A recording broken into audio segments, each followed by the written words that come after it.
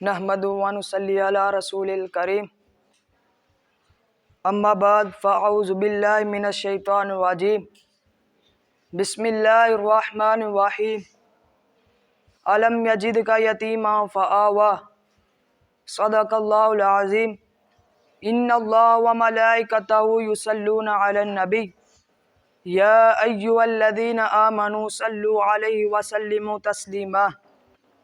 سب حضرات مل کے واضح بند پڑھ لیجئے، الصلاۃ والسلام علیکہ یا رسول اللہ وعلی آلک واصحابک یا نبی اللہ، الصلاۃ والسلام علیکہ یا نور اللہ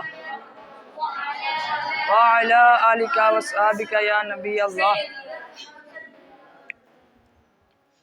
محترم حاضرین، آج کی محفل میں انتہائی اختصار کے ساتھ اپنے آقا صلی اللہ علیہ وسلم کے 55 پر روشنی ڈالنا چاہتا ہوں۔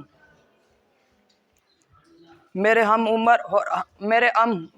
عمر اور ہم سفر ساتھیوں، سارے انبیاء کی سیرتوں کا مطالعہ کر لیجئے، آپ کو ان کے 55 اور جوانی کے تفصیلی حالات نہیں ملیں گے، لیکن یہ میرے آقا کی خصوصیات ہے کہ ہمیں آپ صلی اللہ علیہ وسلم کی ولادت و رضاعت سے لے کر وفات تک کے تفصیلی حالات معلوم ہے۔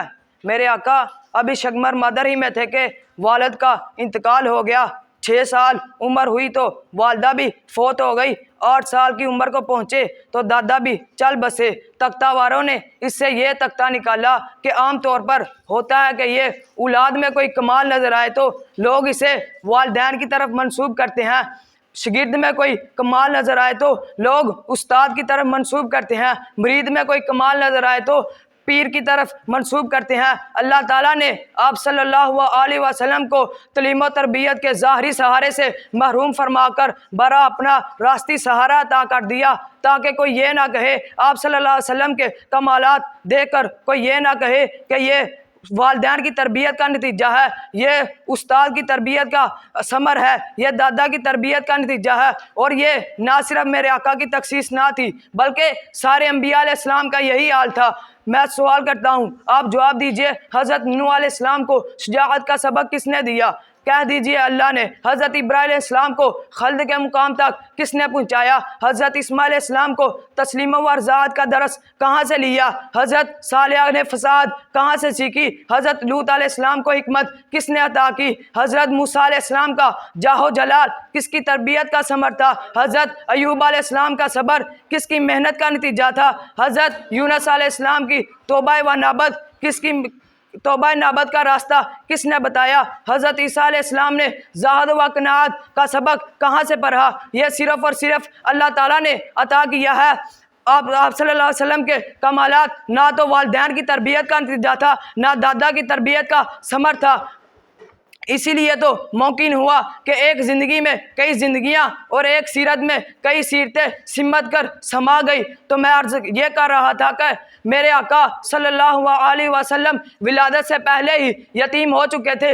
ولادت کے بعد آپ صلی اللہ علیہ وسلم کی رضاعت کا مسئلہ پیش آیا۔ عرب میں یہ رواج تھا کہ وہ رضاعت اور ابتدائی پرورش کے لیے شہروں سے زیادہ دیہاتوں کو پسند کیا کرتے تھے۔ جب آپ صلی اللہ علیہ وسلم پیدا ہوئے تو کئی خواتین رضاعت کے لیے بچوں کی تلاش میں شہر مکہ آئی، لیکن سب نے مالدار گھروں کے بچوں کو ترجیح دی۔ محمد صلی اللہ علیہ وسلم کو لینا کسی نے قبول نہ کیا۔ وہ یہی سوچتی رہیں کہ اس یتیم بچے کی ماں ہمیں کیا دے سکے گی۔ انہیں کیا معلوم تھا کہ جس بچے کو وہ یتیم سمجھ کر چھوڑ رہی ہیں وہ تو در یتیم ہے، وہ تو نوید مسیحا ہے، وہ تو دعائے خلیل ہے، وہ تو فخر انسان ہے، وہ تو سرمایہ کونین ہے، وہ تو محبوب الہی ہے۔ انسان بھی کتنا جاہل اور احکم ہے، کتنی آسانی سے دھوکہ کھا جاتا ہے، کبھی سنگریزے کو موتی اور کبھی موتی کو سنگریزہ سمجھ لیتا ہے، زہر کو تریاق اور تریاق کو زہر جان لیتا ہے، دوست کو دشمن اور دشمن کو دوست یقین کر لیتا ہے۔ جس بچے کو وہ خواتین یتیم سمجھ کر چھوڑ کر گئی تھی، انہیں کیا معلوم تھا کہ انہیں کیا خبر تھی کہ یہ تو خود ہی بہت بڑا سرمایہ ہے۔ یہ تو خود ہی بہت بڑا سرمایہ ہے، اور وہ خواتین بھی کیا کر سکتی تھی؟ اللہ تعالیٰ نے اس بچے کی خدمت حضرت حلیمہ علیہ السلام کے مقدر میں لکھ دی تھی۔ محترمہ حلیمہ فرماتی ہیں کہ میں گھر میں داخل ہوئی تو مجھے گھر میں ہر طرف برکت محسوس ہونے لگی۔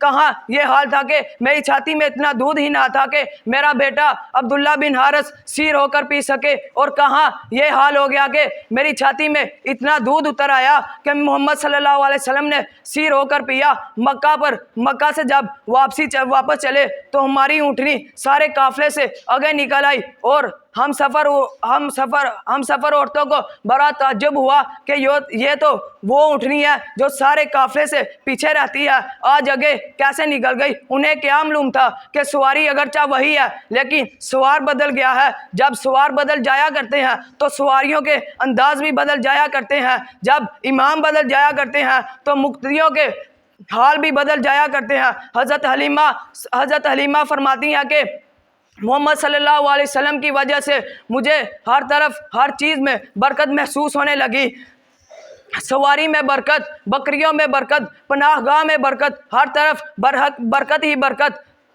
میرے دوستوں اور بزرگوں، یقین کر لو آپ صلی اللہ علیہ وسلم کی ولادت بھی برکت ہے، اور میرے آقا صلی اللہ علیہ وسلم کی تعلیم بھی برکت، تعلیمات بھی برکت ہے، اور آپ صلی اللہ علیہ وسلم کی غلامی بھی برکت ہے۔ اور لیکن ہم سب آپ صلی اللہ علیہ وسلم کے پکے سچے غلام بن جائیں تو ہماری بنجر زمینیں بھی سونا اگانے لگیں۔ اور آخر میں میری دعا ہے کہ اللہ تعالیٰ ہمیں اپنے نبی صلی اللہ علیہ وسلم کا پکا سچا غلام بننے کی توفیق عطا فرمائے۔ وآخر دعوانا الحمدللہ رب العالمین۔